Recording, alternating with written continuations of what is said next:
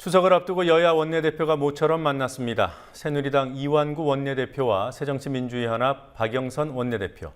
지난달 19일 이후 17일 만에 만났죠. 배석자 없이 시내 모처에서 2시간 동안 무슨 협의를 벌였는지 관심이 쏠리고 있습니다. 4개월 넘게 법안 처리 하나 못한 국회의원들이 400만 원 가까운 추석 보너스를 타갔습니다.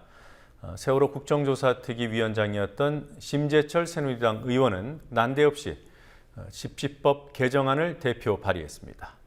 장기 농성을 못하게 하는 이른바 세월호 농성 저지법으로 불립니다. 정치권 취재하고 있는 PD 연결해서 알아보죠. 곽보아 PD. 네, 곽보아입니다. 네, 어제 정의화 국회의장이 여야 원내대표에게 오늘까지 국회 일정을 협의하라 이렇게 촉구를 했습니다만 오늘 두 원내대표가 회동을 했군요. 네, 그렇습니다. 새누리당의 이완구 원내대표와 새정치민주연합 박영선 원내대표가 오늘 오후 서울 시내 모처에서 배석자 없이 2시간 동안 만났다고 민주연합의 김영록 원내수석 부대표가 국민TV 취재진에게 밝혔습니다. 오전까지만 해도 오늘 만날 일이 없고 추석 연휴 기간에도 접촉할 가능성이 낮다고 양당 관계자들이 말했지만 국회 밖에서 비공식적으로 만남이 이뤄진 것으로 보입니다. 지난달 19일 이후 보름여 만에 만난 양당 원내대표는 세월호 특별법에 관한 조율은 물론이고 향후 국회 정상화 방안에 대해서도 논의한 것으로 보이는데요. 모레쯤 모종의 합의가 나올 수 있다는 전망도 있습니다. 하지만 표면적으로 양당은 오늘도 기존의 태도를 고수했습니다. 민주연합 박영선 원내대표는 대통령이 눈 딱 감고 규제를 풀라고 말했지만 대통령이 진작 풀었어야 할 것은 세월호 특별법 제정을 둘러싼 꼬인 정국이라며 세월호법 통과가 우선임을 강조했고 새누리당은 식물국회 정상화에 협조하라고 맞섰습니다.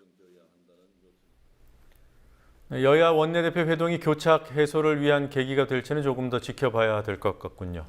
자, 오늘 추석 앞두고 여야 지도부 공식 일정은 어땠습니까? 네, 연휴를 앞두고 새누리당은 이른바 민생행보를 계속했고 민주연합은 세월호법 처리와 독자적인 민생법안 처리를 강조하는 홍보활동을 했습니다. 새누리당 김무성 대표는 인천 사할린 동포복지관을 찾아 급식 봉사를 했고 이완구 원내대표는 서울 용산소방서 119 안전센터를 방문해 소방 안전시설을 점검했습니다. 새누리당 지도부가 명절 단골 코스인 역, 터미널, 기성인사를 나서지 않은 점이 특징이었는데요. 국회 파행 상황에서 나서는 기성인사가 오히려 여론에 역효과를 줄 수 있다는 판단 때문인 것으로 알려졌습니다. 김 대표와 이 원내대표는 연휴 기간에도 외부 일정을 가급적 하지 않을 계획이라고 새누리당은 밝혔습니다. 반면 박영선 원내대표를 비롯한 민주연합 지도부는 오늘 서울 용산역에서 기성인사를 겸해 시민들에게 홍보물을 나눠주면서 세월호법 제정을 위한 여론전을 폈습니다. 박 원내대표는 내일은 아동시설을 방문하고 추석 당일에는 세월호 희생자 광화문 합동 차례에 참석합니다. 새누리당 심재철 의원이 장외 집회를 규제하는 집시법 개정안을 대표 발의했더군요. 세월호 국정조사특위위원장이었던 사람이 왜 난데없이 집시법입니까? 네, 유족들의 농성을 겨냥한 측면이 있어 보입니다. 심재철 의원 등 새누리당 소속 의원 10명이 지난 2일 발의한 집회와 시위에 관한 법률 일부 개정안은 문화재 주변이나 한 장소에서 연속 30일을 넘는 집회 시위를 금지한다는 내용을 골자로 합니다. 개정안이 통과되면 현재 광화문 광장에서 100일 넘도록 농성 중인 세월호 유가족들이 적용 대상이 돼 더 이상 장외 집회를 할 수 없게 됩니다. 심재철 의원 측은 경찰의 덕수궁 대한문합 집회금지 처분에 대해 최근 법원이 위법이란 판결을 내렸다며 이러한 판결은 역사적 문화재를 훼손시킬 위험성이 있고 쾌적한 생활과 통행 환경을 원하는 시민들의 기본권을 침해하는 측면이 있다고 개정안 발의 취지를 설명했습니다. 이에 대해 박수현 민주연합 대변인은 이런 분이 세월호 국조특위 위원장 자리에 앉아 있었으니 국정조사가 제대로 될 리 만무했던 것이라며 당장 법안을 철회해야 한다고 강력히 비난했습니다. 홍성규 통합진보당 대변인도 새누리당의 본심이 그대로 드러난 파렴치한 개정안이라며 국민들 앞에 석고제재를 청하기는커녕 이제는 노골적으로 유가족들을 눈앞에서 쫓아내겠다는 작태를 강력히 규탄한다고 말했습니다.